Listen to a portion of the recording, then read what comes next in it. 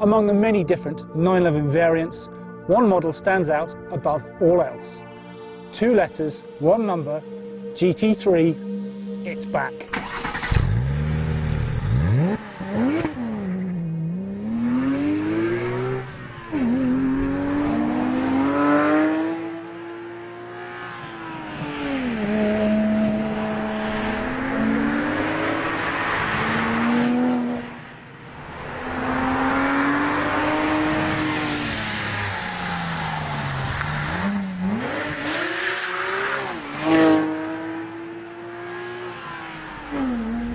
Now, it's fair to say that the new generation 911 hasn't exactly blown us away, with first defeats to the Nissan GT-R and Audi R8 and more recently Jaguar's XKR.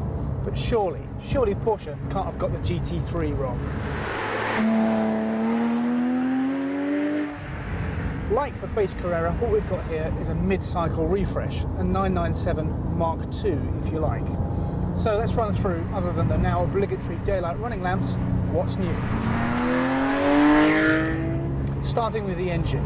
It's the same motorsport derived block as before, but it grows in capacity of 3.8 litres.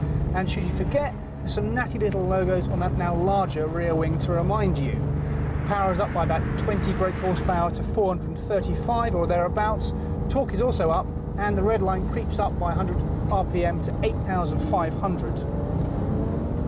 What we don't have on this new GT3, and unlike the regular 911 series, is direct fuel injection. One other surprising admission is a PDK gearbox. That's right, GT3 remains exclusively a 6-speed manual, which from my perspective is a huge relief, because its engine and gearbox are one of the best combinations in motoring. And if you listen to this, you'll see what I mean.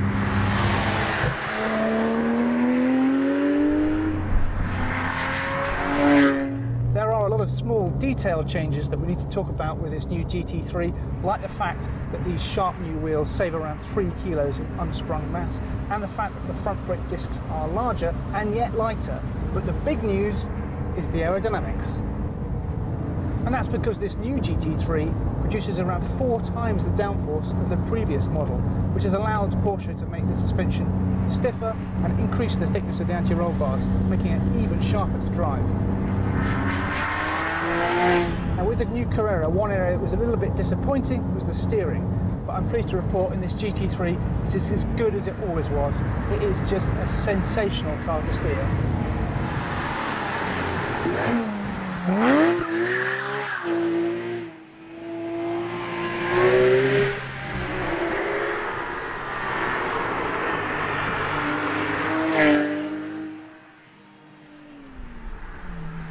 So has Porsche dropped a clanger with this new GT3? Not at all. It remains an absolute gem of a car. Now, I've not driven it on the track today, but I can't believe it would be anything but brilliant there. For me though, the key is how well it performs here on the road. It's just such an involving car to drive, and yet you really could use it every day.